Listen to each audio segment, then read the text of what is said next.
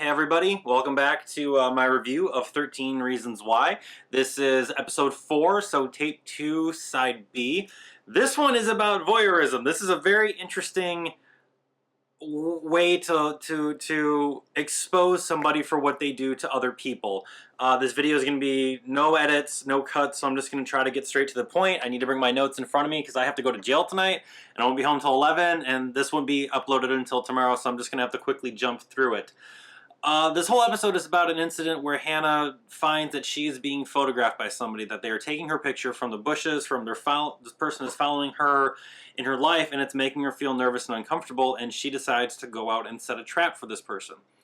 The trap involves her and her friend, her new friend I should say, Courtney, getting together, and they have this bear light that's supposed to blind him or to try to catch him. She thinks it's somebody up the street. However, they get a little bit tipsy and they start doing stupid dares with each other. Courtney dares Hannah to take her bra off under her shirt. Hannah dares Courtney to take her shirt off. Then they dare each other to kiss and they start kissing and gets passionate. She gets a little caught up in it and then she hears the clicking of his camera outside and then she flashes Courtney to get her off and then flashes at Tyler, who is outside, and is very shocked and surprised at who it is.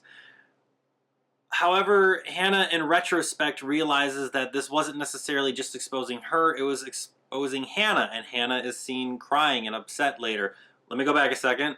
So the next day at school, Hannah goes to Tyler and says, "Give me the photos back. Just give me the photos back." And he gives her an SD card. And as she's leaving, he says, "Would you like to hang out sometime?" Because apparently Tyler, as he says in the episode, really likes her and knows the real her compared to anybody else. However, from Hannah's perspective, this kid has just been stalking her and taking pictures of her and she doesn't appreciate it and she just kind of laughs and walks out. After she walks out, Tyler texted the picture of the two of them kissing to the entire school and everybody's looking and Hannah is crying and upset. I'm sorry, not Hannah. Courtney is crying and upset. And Hannah says, "Don't worry about it. Nobody knows who it is. You can't tell who it is." But Courtney says it doesn't matter at that point, and Hannah loses a friend about this because Courtney says to her, "You of all people should know the power of a picture."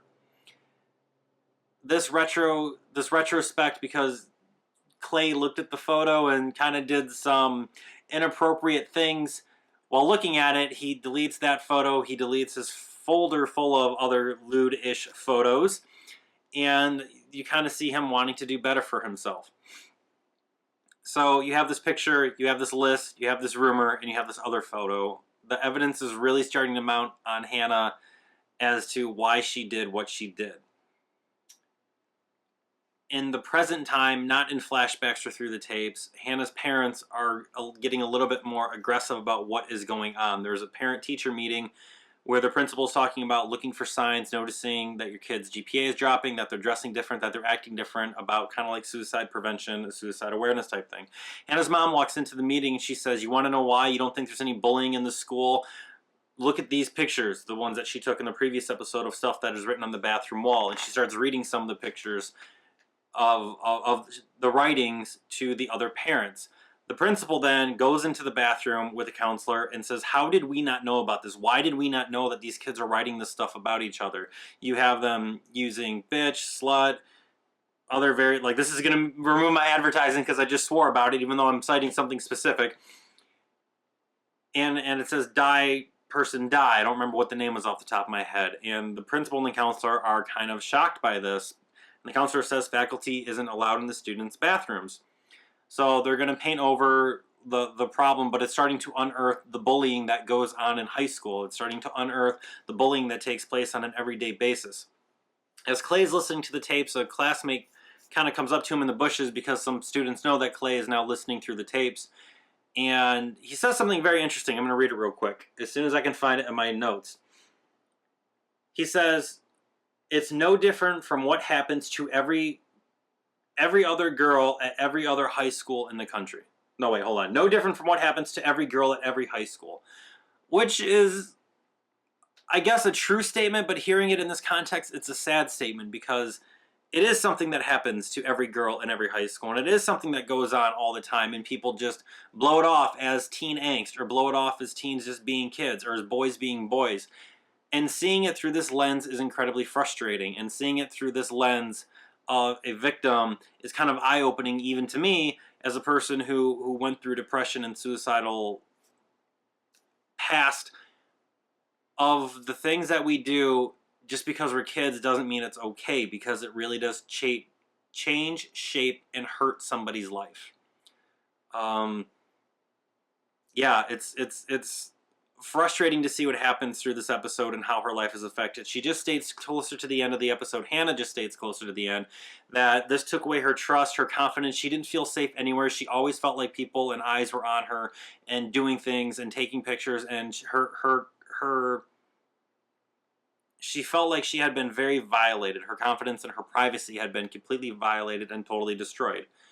So instead, because apparently at this window people are throwing rocks at the kid's window when they get to this part in the tape, you can see in the episode that there's shattered windows, there's a window that's missing.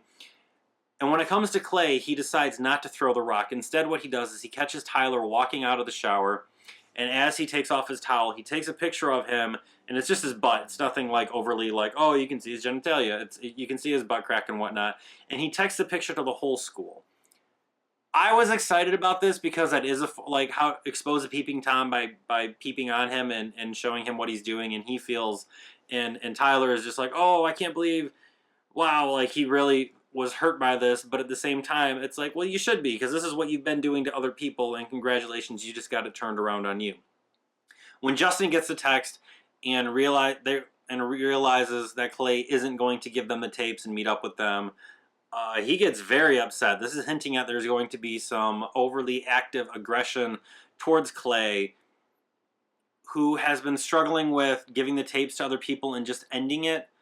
Tony's been warning him not to, and at the end of the episode, it comes to confrontation and says, how do we even know there's a second set of tapes?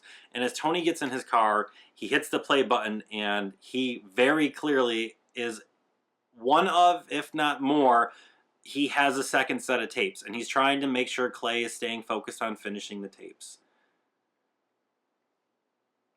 I've been talking to a lot of my friends about this series, as a few of them have been watching them and messaging me or talking to me online about it. And I don't think that this series has been glorifying suicide at all, because all you're seeing is family, friends, just a community of people reacting to a young person taking their life. This does not seem to be glorifying, like, oh, look at me, they were so whatever. They were like, it just really shows how hurt somebody can be at such a young and vulnerable age. And we've seen it plenty of times in the news. We've seen it all over the country that some kids just can't handle it anymore. So I've already got to say I'm very against the idea that this is a glorified view of suicide. I think that this is one of the best ways to communicate how a person's life can be so affected by what everybody writes off as normal kid behavior, because maybe we're not doing a good job of teaching our kids what is right and what is wrong, what is appropriate, what is inappropriate. Not every girl at every high school should go through this. Not every guy at every school should be doing stuff like this. So because of that, I'm going to include in the description down below links to the suicide hotline, sexual assault hotlines. It's going to be in every video for the rest of this series. I'll retroactively put it in my other videos later, but this is really starting to be eye-opening even for somebody like me. I never thought I would be thinking this much or reacting this much to what is going on in the episodes. So there's my unedited raw review with nothing cut out. I'll have another episode up tomorrow. I'm going to try my best to get an episode up Wednesday and Thursday, I should say, because I have to go to Fort Lauderdale for meetings. So it'll be interesting to see what happens while I'm out of town and while I'm away, but I'm going to do my best to record and upload and be faithful up until Friday, so then it's the weekend, and you guys know I'm doing the weekend off. So like, comment, subscribe. Please keep leaving your comments or sending messages or whatever. I'm loving this open dialogue that this series is getting, and I'll see you guys tomorrow, hopefully. We'll see what happens, but tomorrow.